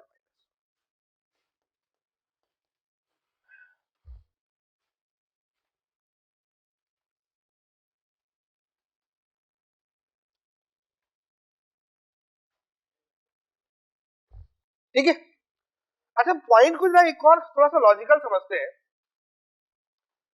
कि आखिर ऐसा क्यों हुआ, ये क्यों ऐसा होता है, ये वीक लिविंग ग्रुप की तरफ ही फेवर करता है, स्ट्रॉन्ग के लिए हम इसको क्यों नहीं देखते, और आखिर ये हुआ तो हुआ क्यों, बहुत से क्वेश्चन दिमाग में। तो सुनो, जैसा कि मैंने अभी आपको बताया कि भैया ये जो लिविंग ग्रुप है ये आसानी से नहीं निकल सकता, हम पूरी ताकत लगा, जैसे मैं पूरी ताकत लगा रहा हूं तुमको पढ़ाने के लिए, और दिमाग में जो कचरा पड़ा हुआ है उसको लीव करना है, तो नहीं निकल सकता ना, कचरा है ना, नहीं निकल सकता, भरी हुई चीज है। तो लिविंग ग्रुप पुअर है, तो मुझे क्या करना पड़ता है, घर वालों को बोलना पड़ता है, कुछ दूसरे कार्य प्रयोग करने पड़ते हैं, है ना, तब जाकर वो चीज निकलती। तो वही यहाँ पर है, तो ये यहाँ H है, ये बेचारा हमारा बेस है, बोले लिविंग ग्रुप निकालो, बोले नहीं निकलेंगे। अच्छा नहीं निकलोगे, ठीक है, बोले एक काम करते हैं, रुको मैं दूसरा तरीका अडॉप्ट करता हूँ, मैं तुम्हें ऐसी कंडीशन पर ले आऊंगा कि तुम निकल जाओगे। तो ऐसी कंडीशन कैसे क्रिएट की उसने, देखो इसने क्या किया, इसने यहां से इस H को निकाला, H को निकाला तो यहाँ क्या आ गया, नेगेटिव चार्ज। समझना मेरी बात को, आ गया नेगेटिव चार्ज। ये है हमारे पास लिविंग ग्रुप, ये क्या करेगा, इसको इलेक्ट्रॉन प्रोवाइड करेगा, ये क्यों नहीं निकल रहा है, लीविंग ग्रुप क्यों नहीं निकल रहा है? ये कह रहा है कि भैया मेरे पास निकलने की ताकत नहीं है। कोई अगर निकलना चाहता तो कैसे नेगेटिव चार्ज के साथ निकलेगा ना। अगर नेगेटिव चार्ज के साथ निकलेगा इसका मतलब उसके ऊपर अगर इलेक्ट्रॉन भर दो, किसी तरह से उसके ऊपर इलेक्ट्रॉन पहुंचा दो, तो फिर वो निकलेगा, निकलेगा नहीं निकलेगा? बात समझो। तो नेगेटिव चार्ज क्या करेगा, नेगेटिव चार्ज जैसे यहाँ पर नेगेटिव चार्ज हुआ, ये इलेक्ट्रॉन प्रोवाइड करना स्टार्ट करेगा, करेगा कि नहीं करेगा? और इलेक्ट्रॉन प्रोवाइड करेगा तो इसका मतलब इलेक्ट्रॉन प्रोवाइड करने के बाद में इसके निकलने की जो पॉसिबिलिटी होगी, या ऐसे समझ सकते हो कि यहाँ ये निकलेगा तो यहाँ पॉजिटिव चार्ज जनरेट करेगा, तो स्टेबिलिटी तो करेगा ना, सामने निकलने के बाद सामने वाले को तो स्टेबल करेगा नहीं करेगा? ये बात, इसीलिए हम लोग क्या देखते हैं यहाँ पर, कार्बन आयन। अब समझ में आया? तो भाई इतनी आसानी से अगर निकल जाता तो फिर अपना दिमाग क्यों लगाते, फिर तो हम इवन कर लेते। लेकिन दिक्कत क्या है कि ये इतनी आसानी से नहीं निकलता, इसलिए हम क्या करना पड़ता, रास्ता बदलना पड़ता है। तो यहाँ पर माइनस बन गया है, तो इसको बोला क्या गया, कॉन्जुगेट बेस। तो है तो इवन का ही हिस्सा, लेकिन ये कॉन्जुगेट बेस की फॉर्म में हो गया, इसलिए उसको बोला जाता है E1CP। अब समझ में आ गया, फील हो गया कि क्यों ऐसा किया जा रहा है, रीजन उसका। कोई डाउट यहां तक, कोई परेशानी? चलो ठीक है, तो क्वेश्चन करना स्टार्ट करते हैं। तो पहला क्वेश्चन हम आपके सामने रख रहे हैं, ये तो मैंने इसकी थोड़ी सी फीलिंग बताई, भावनाएं बता दी। अब हम बात करते हैं CH3CHF एंड देन CH3। यहाँ पर अपन ने बेस ले लिया और हमने आपसे कहा कि बताओ प्रोडक्ट बताओ। कहोगे सर इसमें कौन सी बहुत बड़ी बात है, कोई क्वेश्चन था? क्वेश्चन था? नहीं, कोई क्वेश्चन नहीं है, कहीं से भी निकालो। CH2 डबल बॉन्ड CH,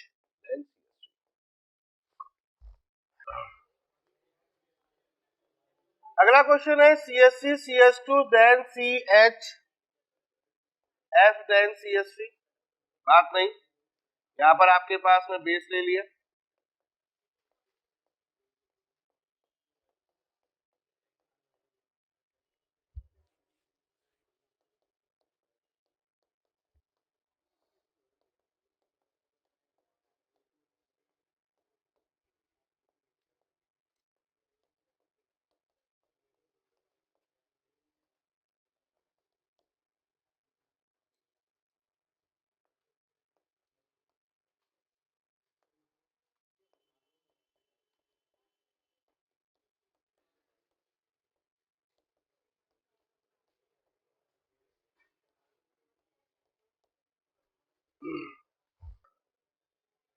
हाँ भाई, तो प्रोडक्ट बना लिए होंगे आपने, ठीक है, दिख गया आपको, फ्लोरीन दिख गया, इसका मतलब है पुअर लिविंग ग्रुप दिख गया, इसका मतलब है आपको E1CB का सॉल्यूशन देना है, ठीक है भैया, E1CB का सॉल्यूशन देना है। तो OH माइनस है, कहाँ अटैक करेगा, उस कार्बन एटम पर, उस हाइड्रोजन पर अटैक करेगा, जिससे कि स्टेबल कार्बन आयन बन जाए, यही तो कहना चाह रहा हूं मैं। अब मुझे एक बात बताओ, हाइड्रोजन यहाँ से निकालू कि यहाँ से निकालू? मेरे पास दो पॉसिबिलिटी है, तो सोच के बताओ मुझे, इधर से निकालू कि इधर से निकालू? अगर यहाँ से निकालूंगा तो यहाँ पर माइनस बनेगा, और यहाँ से निकालूंगा तो यहाँ पर माइनस बनेगा। यहाँ पर माइनस होगा तो पीछे क्या लगा हुआ है, plus I effect. Plus I effect क्या करता है, इलेक्ट्रॉन को रिपल करता है, और इलेक्ट्रॉन को रिपल करता है, नेगेटिव चार्ज बढ़ेगा, स्टेबिलिटी घटेगी। तो मैंने आपको बताया कि कार्बन आयन की स्टेबिलिटी याद आ रहा होगा, अगर भूल गया तो फिर समझ लो, ये कार्बन आयन की स्टेबिलिटी थी। मैंने कहा था कि अगर प्लस आई इफेक्ट लगाओगे तो प्लस आई इफेक्ट का मतलब क्या होता है, इलेक्ट्रॉन को रिपल करना। मेरी बात समझ में आ रही कि नहीं आ रही है? प्लस आई इफेक्ट लगाओ, इलेक्ट्रॉन को रिपल करना, तो यहाँ नेगेटिव चार्ज बढ़ेगा, तो स्टेबिलिटी घटेगी बढ़ेगी? स्टेबिलिटी घटेगी। आया समझ में? स्टेबिलिटी घटेगी। लेकिन अगर माइनस आई फैक्टर लगाओ या कुछ मत लगाओ, माइनस आई फैक्टर लगाओ, यानी कि यहाँ माइनस हो गया, ये खींच रहा है, तो इस पर पॉजिटिव चार्ज आएगा, पॉजिटिव चार्ज आएगा तो यहाँ पर नेगेटिव चार्ज क्या होगा, घटेगा, यानी इसका मतलब स्टेबिलिटी बढ़ेगी। तो सीधी सी बात है, हमें ये देखना है कि उसकी कार्बन आयन की स्टेबिलिटी कहां पर ज्यादा मिल रही है। तो यहां पर कार्बन आयन की स्टेबिलिटी क्या होगी, कम मिलेगी, यहां कार्बन आयन की स्टेबिलिटी ज्यादा मिलेगी। अब समझ में आ रहा है कि नहीं आ रहा है? तो प्रोडक्ट जो बनाया जाएगा वो इसके अकॉर्डिंग होगा, CH3 CH2 then CS double bond CH2, ये बनेगा प्रोडक्ट। अब तुम कहोगे सर ये तो हॉफमैन प्रोडक्ट है। हाँ भाई, हॉफमैन बिल्कुल है, हॉफमैन प्रोडक्ट को फेवर करता है, ये बात सही है, लेकिन ध्यान ये रखना है हमेशा हॉफमैन नहीं करता, आपको स्टेबिलिटी के अकॉर्डिंग जाना, कार्बन आयन की स्टेबिलिटी के अकॉर्डिंग जाना। वो प्रोडक्ट सेट जब भी मिल सकता है। एक एग्जांपल दूंगा तो आपको समझ में आ जाएगा। समझ में आया कि नहीं है? कार्बन आयन की स्टेबिलिटी जो शो करेगा उसके अकॉर्डिंग जाना। तो यहाँ पर इस H की निकलने की पॉसिबिलिटी ज्यादा है, इसलिए ऐसा हुआ। चलो नेक्स्ट में आ जाओ। सेम क्वेश्चन है भाई, हमारे पास में लिविंग ग्रुप दिख गया। कौन सा H निकालूं? ये H निकालूं कि ये H निकालूं? इसको निकालूंगा, 2 प्लस आई इफेक्ट लगे हुए हैं, 2 प्लस आई इफेक्ट लगे हुए, इसको निकालूंगा तो यानी कि इसका मतलब मुझे इधर जाना पड़ेगा, ये ज्यादा स्टेबल होगा। तो डबल बॉन्ड किधर बन जाएगा बताओ जरा मुझे? CH3 CH CH3 CH double bond CH2। Hofmann product दिमाग में मत रखना, कंफ्यूजन बहुत बड़ा होता है हॉफमैन प्रोडक्ट में। बच्चे क्या करते हैं, हॉफमैन प्रोडक्ट दिमाग में रखते हैं और क्वेश्चन का आंसर निकाल देते हैं, गलत हो जाता है। अभी दिखाऊंगा कैसे गलत होता है, आगे देखो। यहाँ पर ले लो, इस कंडीशन में ले लो, सेम हो गया। यहाँ H है ही नहीं, बच्चा कुछ H यहाँ पर है। यहाँ क्या होगा? CH3 हो गया, C हो गया, यहाँ CH3, यहाँ CH3, then CH double bond आ गया। अब प्रोडक्ट बनाना सीख लिया होगा। चलो आगे बात करते हैं। अब जैसे कि मान लेते हैं आपके सामने यहाँ पर CH2NO2 लगा लिया। अब देखो ये है question, NR3 plus and then यहाँ लगा दिया CH2 और यहाँ पर OH। देखो ये क्वेश्चन देखो, क्लियर? अब दोनों को अगर आपने इसको गौर से देखा होगा तो आपको दो बातें यहाँ पर दिख रही है। एक तो ये हमें दिख गया, इसके दिखने से हमें ये दिख गया कि ये लिविंग ग्रुप वीक हो गया, यानी इसका मतलब ये किसको फेवर करेगा? E1CB को फेवर करेगा। और E1CB को फेवर करेगा तो मुझे H निकालना है, और H निकालना है तो मेरे पास दो पॉसिबिलिटी है, या तो H मैं यहां से निकालू या फिर H यहां से निकालू। तो एक काम करता हूं, दोनों H निकाल के दिखाता हूं। अगर मैं यहां से H निकालता हूं, समझना मेरी बात को, देखो मैं एक एक चीज इसीलिए एक्सप्लेन करता हूं कि भाई आपके दिमाग में कोई भी निगेटिव चीज नहीं आनी चाहिए, मतलब कंफ्यूजन नाम की चीज नहीं आनी चाहिए। क्लियर? ये आपके पास में NR3 प्लस और यहाँ पर आपके पास ये क्या किया, इधर से H निकाला और इधर से H निकालोगे तो क्या हो जाएगा? यहाँ पर यहाँ CH2 हो जाएगा, यहाँ NO2 हो जाएगा, यहाँ CH हो जाएगा, यहाँ NR3 प्लस हो जाएगा और यहाँ पर आपका CH2। अब मुझे बताओ कौन सा कार्बन है ज्यादा स्टेबल है? बस इतनी सी बात समझा दो। इधर वाला कि इधर वाला? इधर वाला। कैसे? अभी बताया थोड़ी देर पहले कि minus I effect, minus I minus M कुछ भी कर सकते हो भाई। रेजोनेंस हो गया ना यहाँ, अरे हो गया कि नहीं हो गया? तो रेजोनेंस हो गया, रेजोनेंस होने से क्या हो गया? इसकी स्टेबिलिटी बढ़ गई और इसकी स्टेबिलिटी बढ़ गई तो ये निकल गया। निकल गया तो डबल बॉन्ड कहां बनेगा? यहां बनाओगे। कहां बनाओगे डबल बॉन्ड? यहां बनाओगे। आया समझ में? और यहां से अगर होता तो यहां डबल बॉन्ड, लेकिन ये लेस स्टेबल, तो फाइनली प्रोडक्ट क्या बनेगा सोच के बताओ? यहां पर बनेगा NO2, बोलो हाँ है ना? NO2 डबल बॉन्ड कहां बन जाएगा? यहां बन जाएगा डबल बॉन्ड, यहां हो जाएगा CH देन CH3। ये हमारा फाइनल प्रोडक्ट। अब समझ में आया कि नहीं? तो कॉन्सेप्ट दिमाग में रखने बहुत जरूरी है और क्लियर होने चाहिए कॉन्सेप्ट। यहीं पर एक कॉन्सेप्ट और बन गया आपके सामने, अगर आप चाहो तो एक कॉन्सेप्ट और यहां पर डिफाइन कर सकते हो। क्या? कि अगर मेरा minus I minus M group कहां प्रेजेंट हो? At beta carbon atom. अगर है तो E1CB को फेवर करेगा, एक तो ये, और हाइड्रोजन कहां से निकाला जाएगा? उधर से निकाला जाएगा। ऐसे दिमाग में समझ में आया कि नहीं है? क्लियर हुआ कि नहीं हुआ? और प्रोडक्ट उसी के अकॉर्डिंग बनाना भाई। बीटा कार्बन एटम पर माइनस आई माइनस एम, ये देखो ना, तो हाइड्रोजन यहीं से निकलेगा, प्रोडक्ट यही बनेगा। अब यहां पर हॉफमैन और सेटजम में लड़ाई होगी। देखो हॉफमैन क्या कहता है कि जहां हाइड्रोजन ज्यादा है वहां से निकालो, सेटजम कहता है वहां से निकालो जहां पर हाइड्रोजन कम है। निकाला तुमने हाइड्रोजन कम वाले से, तो हो गया ना। तो इसीलिए कभी ध्यान मत रखना कि हमेशा सेटजम लेना है कि हमेशा हॉफमैन लेना है। ये ऐसे आज तो सन्नाटे में चले गए। अरे यार भाई सीधी सी बात है, हॉफमैन क्या कहता है? वहां से H निकालो जहां H ज्यादा हो। कल पढ़ाया था मैंने, उसके लिए शाम को पढ़ना पड़ा होगा। जहां H ज्यादा है वहां से हॉफमैन है, जहां से कम H है वहां सेटजम है। अभी हम इससे पहले कहते हॉफमैन प्रोडक्ट बना रहे, हॉफमैन प्रोडक्ट बना रहे, यही तो कह रहा था। लेकिन आपको दिखाना है, यहाँ पर दिख गया कि H निकल गया यहाँ से, और H निकल गया यहाँ से, तो H तो यहाँ से निकला ना, तो प्रोडक्ट तो सेट जब बन गया ना ये। तो ये मत ध्यान रखना कि हॉफमैन प्रोडक्ट ही बनेगा E1CB में, ऐसा नहीं होगा, कभी कभी सेट जब भी बन जाएगा। चलो एक और बताता हूँ, उससे आपको और क्लियर हो जाएगा।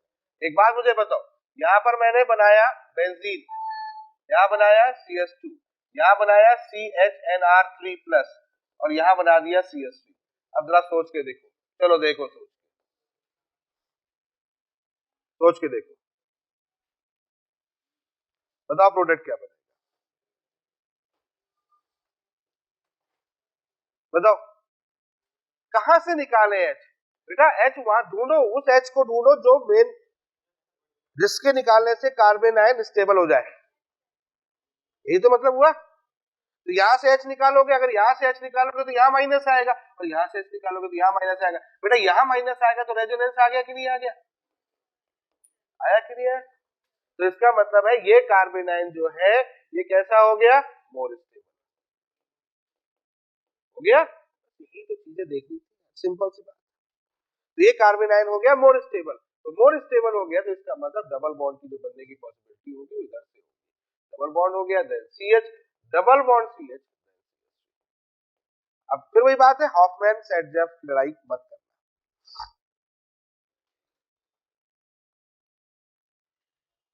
ठीक है, कर लोगे, समझ में आ गया, कोई डाउट यहां तक? चलो यहां तुम्हें एक चीज और सिखा देता हूं, बड़ा अच्छा क्वेश्चन आता है, वो भी सिखा देता हूं। नेक्स्ट डालो heading, pyrolysis of amine, pyrolysis of अमीन।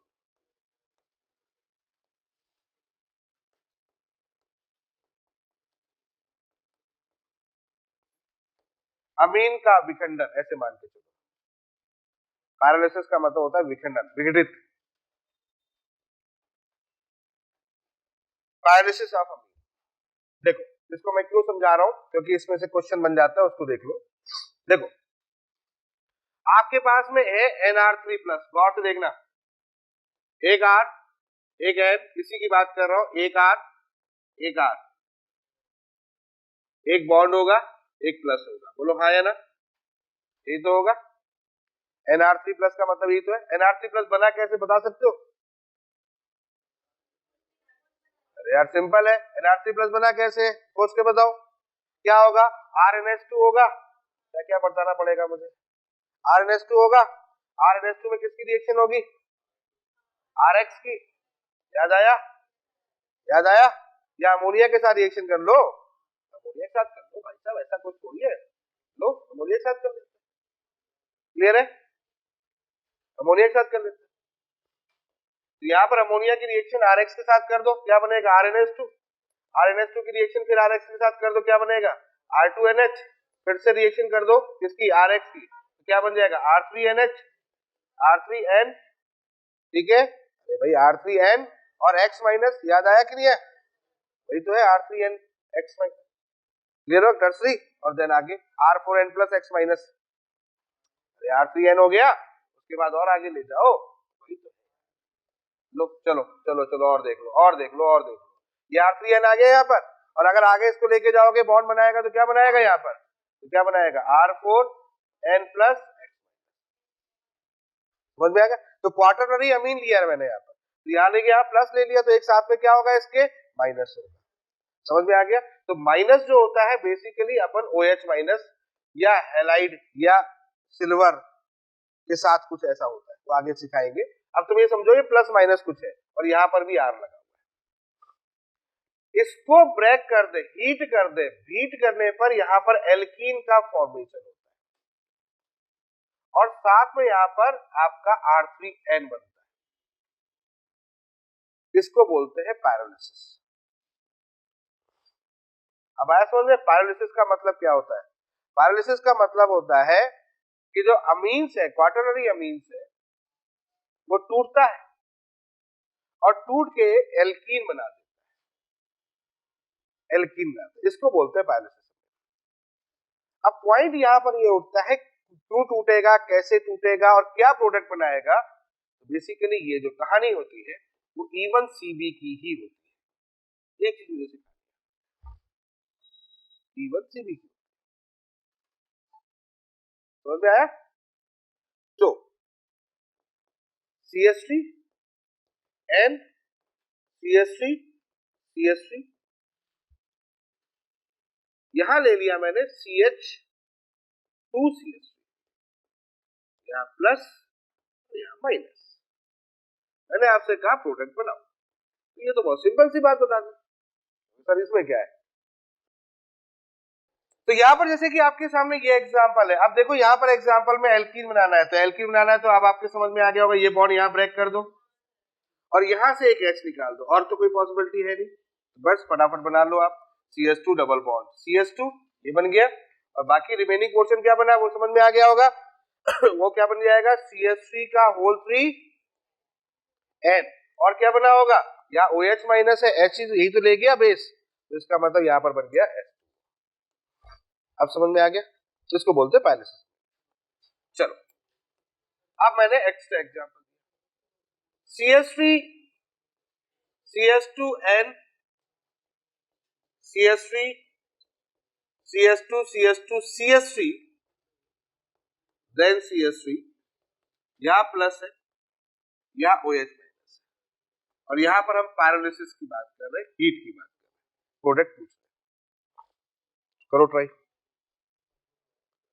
करो ट्राई, क्या बनेगा सोच के देखना। दो डिफरेंट आ रहे हैं, E1CB लगाना है, फोकस करो इस पॉइंट पर, E1CB लगाना है, एल्कीन बनाना है, तो एल्कीन एक ही बनेगा,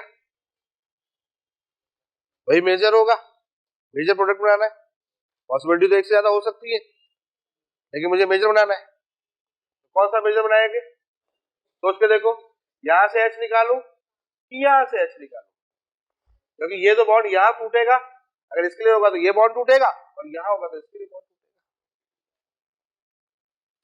तो इसके H निकालने और इसके H निकालने में क्या होगा, यहां नेगेटिव आएगा यहां नेगेटिव आएगा बच्चों ये स्टेबल है कि ये स्टेबल, तो ये स्टेबल, नेगेटिव आयन कौन सा होगा, ये स्टेबल होगा, आया, और अगर नेगेटिव आयन ये स्टेबल होगा तो बॉन्ड भी यही बनाएगा ना कि ये बनाएगा। अब समझ में आया कि नहीं है? यहां पर बनेगा CH2 double bond CH2, concept समझ में आ रहा है कि नहीं आ रहा है? प्लस बाकी एडिटिव एंड यहां पर CH3 यहां CH3 देन CH2 CH2। अब आगे समझ में, अगला क्वेश्चन क्या होगा, क्लियर हो गया? अब देखो समझो, बॉन्ड यहां तो टूटना नहीं है यहां टूटना नहीं है, टूटना या तो यहाँ क्या कहा मैंने, नेगेटिव चेक करो, H निकालने के बाद नेगेटिव आयन चेक करो, नेगेटिव आयन स्टेबल हो रहा है कि नहीं हो रहा है, बस इतनी सी बात है। यहां से H निकालोगे यहाँ नेगेटिव आएगा, यहाँ से H निकालोगे यहाँ नेगेटिव आएगा, बोलो आएगा कि नहीं आएगा? अब ये नेगेटिव में 2 प्लस आई इफेक्ट लगे हुए तो स्टेबिलिटी कम हो जाएगी, यहाँ पर केवल एक लगा है तो स्टेबिलिटी ज्यादा होगी, इसका मतलब ये बॉन्ड टूट जाएगा, तो प्रोडक्ट डबल ऊपर वाला बन जाएगा, यानी क्या बन जाएगा यहाँ पर CH2 डबल बॉन्ड, आ गया समझ में, और ये N ये एज इट इज। अब दिमाग चलने लगा, अब दिमाग चलने लगा कि क्वेश्चन कैसे बनाया जाएगा, ठीक है, क्लियर हो रहा है?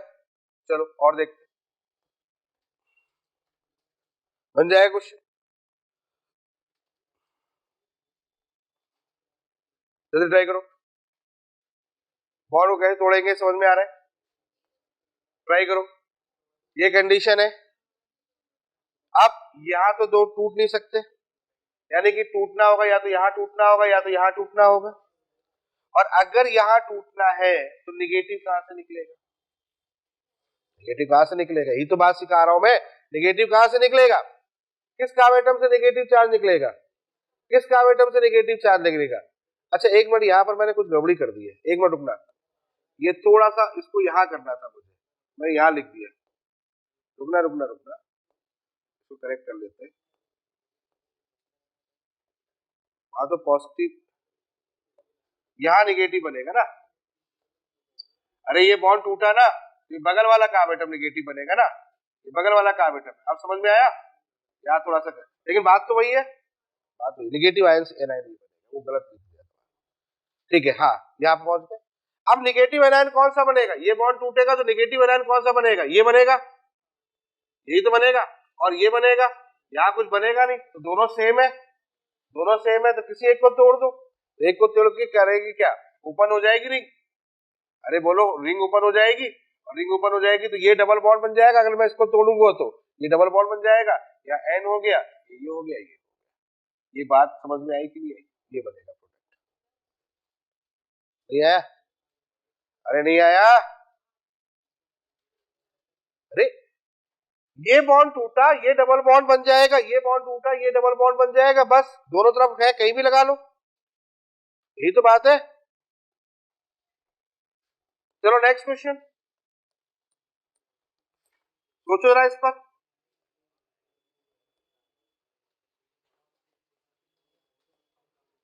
अब लो, बात नहीं बिल्कुल पीछे,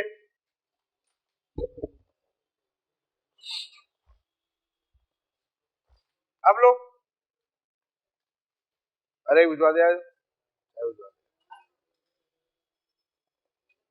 अब बताओ क्या करें, सेम पोजीशन है, और लौटो इधर ध्यान दो यार तुम लोग, यहां पर NO2 हो गया, किधर से माइनस निकालें, इधर से कि इधर से, इधर से माइनस निकालें, क्यों निकालें, क्योंकि यहाँ माइनस आई लगाओगे तो यहाँ माइनस आई माइनस है, याद आया, स्टेबिलिटी बढ़ जाएगी, तो डबल बॉन्ड किधर बनाओ, इधर बनाओ कि इधर बनाओ, इधर बनाओ, तो बॉन्ड कौन जोड़ूंगा अगर डबल बनाऊंगा, यहाँ से आ रहा है, तो यही क्वेश्चन आपको वहां पर चेक करने होंगे, इसी तरीके से आपको वहां पर प्रोडक्ट देखने होंगे, ठीक है, चारों ऑप्शन में चेक करना।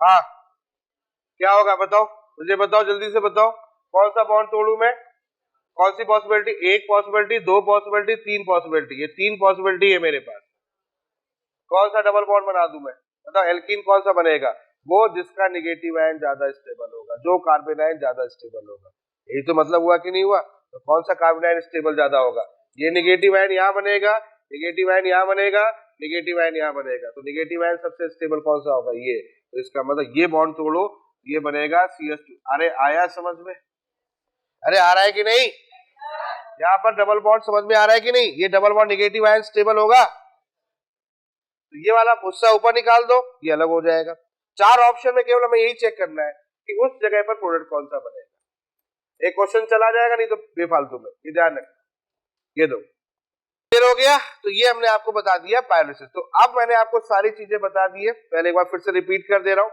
क्या क्या चीजें मैंने पढ़ा दी आपको, E1 पढ़ा दिया, दूसरी चीज मैंने क्या पढ़ा दी, E2, नेक्स्ट पेज में एक बार डिस्कस कर लेता हूँ, फिर से फटाफट इसको देख लेता हूँ, E1, E2 और E1CB, क्लियर, इन तीनों को फटाफट देख लेता हूँ, E1 या E2 और यहाँ पर हो गया E1CB, बताओ बच्चों क्या क्या बातें मैंने बोली है, जल्दी जल्दी बता दे, E1 कितने स्टेप की रिएक्शन होती है, जल्दी बताओ, 2 स्टेप, क्लियर है, ये 2 स्टेप, ये कितनी होती है, E2 कितनी होती है, 1 स्टेप होती है कि नहीं होती है, यहाँ क्या होती है, ये 2 स्टेप, अब आ गया समझ में, क्लियर है, चलो इसमें एक बात मुझे बताओ, इंटरमीडिएट क्या बनता है, कार्बोकेटायन, इसमें इंटरमीडिएट क्या बनता है, इसमें इंटरमीडिएट नहीं बनता, इसमें क्या बनता है, ट्रांजिशन स्टेट, इसमें क्या होता है, कार्बन, बहुत बढ़िया समझ में आ गया, रीअरेंजमेंट इसमें होता है, रीअरेंजमेंट होता है, इसमें रीअरेंजमेंट नहीं होता, क्लियर है, इसमें रीअरेंजमेंट नहीं होता, ये बात समझ में आ गई है, बेस की रिक्वायरमेंट कैसे होती है,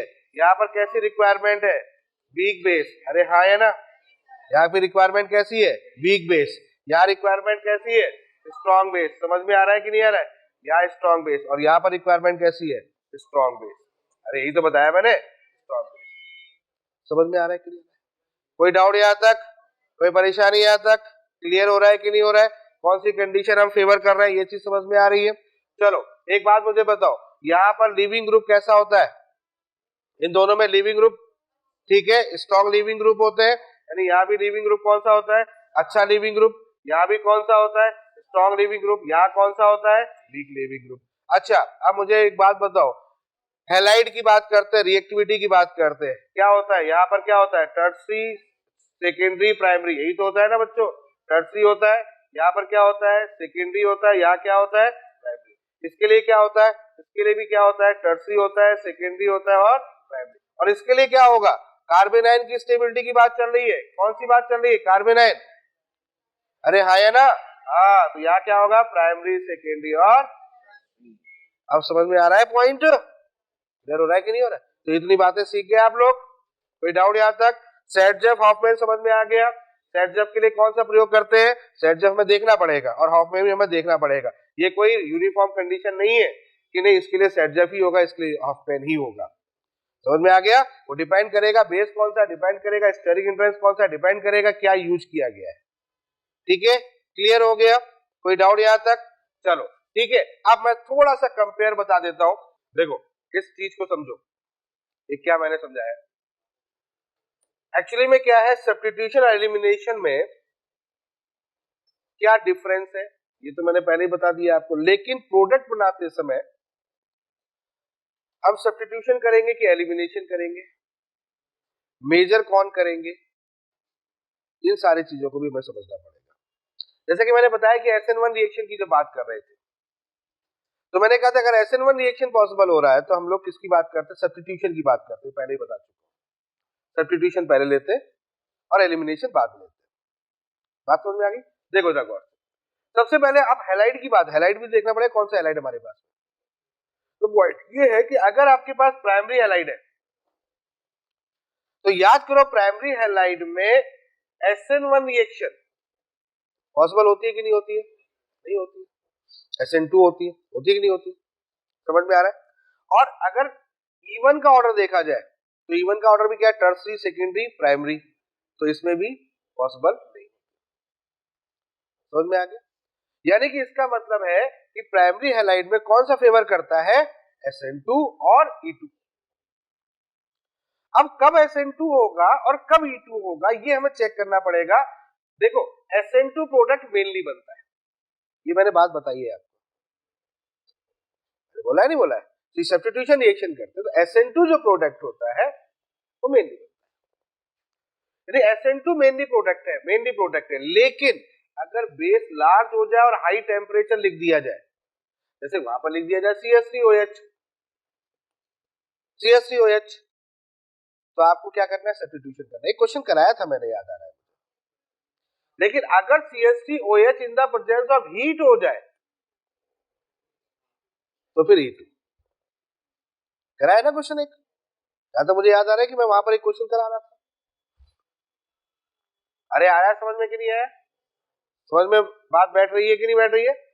कि यहां पर SN2 मेनली प्रोडक्ट है, लार्ज बेस हो जाए और हाई टेम्परेचर हो जाए। अब लार्ज बेस हो जाए तो इसका मतलब बहुत बड़ा बेस, स्टेरिक हिंड्रेंस वाला फेज, यानी कि कार्बन कार्बन कार्बन ऐसे लगाओ कुछ O- वाला, जैसे QOTB हुआ था, तो फिर हम उस जगह पर फेवर किसको करेंगे, E2। ये समझ में आ गया? दूसरी कंडीशन सेकेंडरी की बात करते हैं, सेकेंडरी से पहले टर्सरी की बात करते हैं। देखो प्राइमरी की कंडीशन मैंने बता दी और टर्सरी कंडीशन देख लो।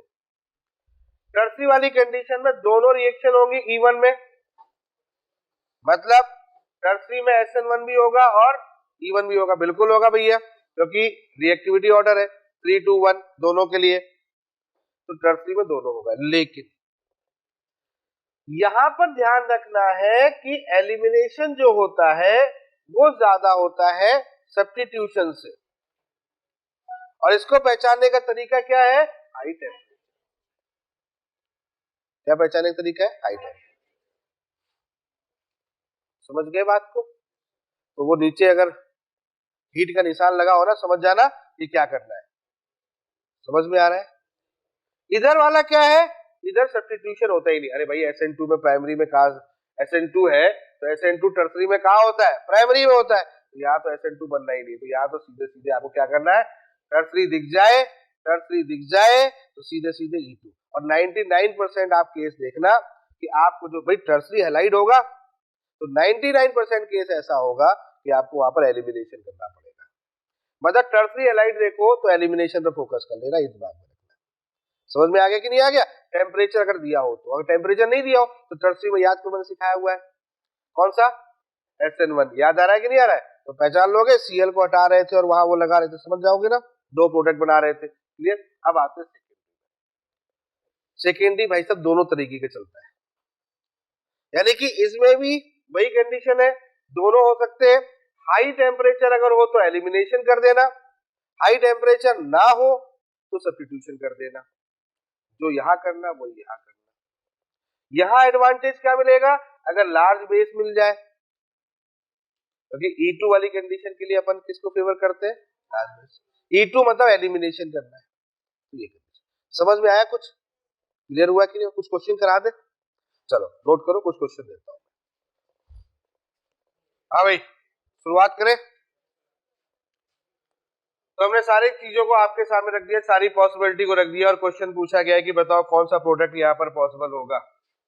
ये तो मतलब हुआ क्या बनाना चाहिए, मेनली क्या बनना चाहिए, एलिमिनेशन होना चाहिए कि सब्स्टिट्यूशन होना चाहिए। शुरुआत करते हैं। ये कौन सा है हैलाइड, टर्शियरी हैलाइड।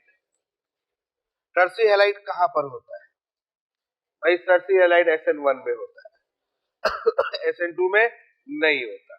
अरे हाँ है ना, ये तो मतलब हुआ टर्शियरी हैलाइड SN2 में नहीं होता। ये केस खत्म हो गया।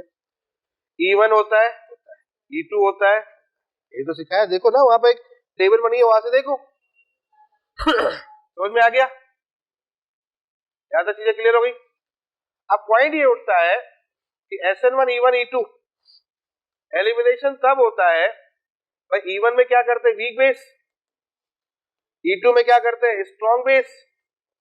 अगर हमारे पास स्ट्रॉन्ग बेस होगा तो हम E2 प्रोडक्ट बना लेंगे, अरे हाँ है ना, और अगर वीक बेस होगा तो या तो E1 बनाएंगे या SN1 बनाएंगे। SN1 E1 में बात करें तो SN1 डोमिनेट होता है E1, SN1 डोमिनेट होता है। अब समझ में आ रहा, दिमाग चलने लगा। तो इसका मतलब यहां पर ये क्या है, ये वीक बेस है, ये वीक बेस है, ये कैसा है, स्ट्रॉन्ग बेस, ये कैसा है, स्ट्रॉन्ग बेस, ये कैसा है, स्ट्रॉन्ग बेस। समझ गए बात को, समझ रहे बात को? यानी वीक बेस हो गया, किसको फेवर करेगा, E1 को, लेकिन E1 से बेटर कौन सा हो गया, SN1। इसका मतलब यहां पर प्रोडक्ट अपन ये बनाएंगे। बोलो आया, कौन सा प्रोडक्ट हो गया, ये रहा SN1। अब आया समझ में, दिमाग की घंटी बजी। यहाँ ले लो OCH3 है, वीक बेस है, यानी इसका मतलब यहाँ पर भी वही कंडीशन होगी, कौन सी होगी, CH3, C यहाँ पर CH3, यहाँ CH3, OCH3। अब आया समझ में,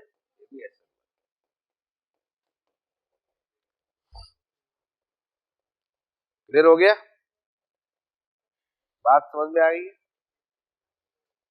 देखो अब नहीं आया, तुम सोचो नहीं आया, ये क्या होता है, तो अब भूल जाओ, अब मैं कुछ नहीं कर सकता। बहुत चीजें डिटेल में बताई, एक एक चीज डिटेल में बता दी, लेकिन अगर मन होगा, अगर थोड़ा ध्यान दिया होगा तो समझ में आ गया होगा, नहीं ध्यान दिया होगा तो फिर अब उसको कुछ नहीं कर। मैं पहले स्टार्टिंग में मैंने बता दिया था शुरू होने से पहले कि आपको ध्यान रखना पड़ेगा एक एक चीज।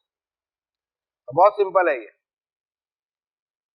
बस लॉजिक समझ में आने चाहिए कि कहां पर क्या चीजें ध्यान रखनी है। ये बताओ ये किसके लिए होगा, क्या सब्स्टिट्यूशन होगा, नहीं होगा, कैसा होगा, एलिमिनेशन। यही तो देखो दिखा हुआ है ना, स्ट्रॉन्ग बेस दिख गया, इसका मतलब E2 को फेवर करेगा, इसका मतलब पूरी की पूरी रिएक्शन E2 को फेवर करेगी, और E2 को फेवर करेगी तो डबल बॉन्ड बनाएगा, तो डबल बॉन्ड बना लो भैया, आप किसी के साथ डबल बॉन्ड बना लो, यहाँ CH2 हो जाएगा, ये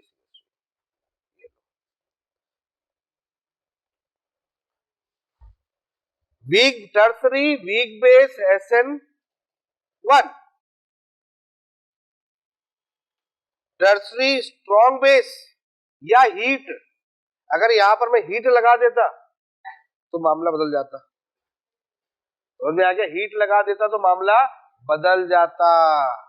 हीट नहीं लगाया मैंने, हीट नहीं लगाया, लिखा हुआ है ना यहाँ पर, ये तो चीज सिखा रहा हूं, क्या सिखा रहा हूं, ये तो लिखा हुआ है, दोनों होंगे।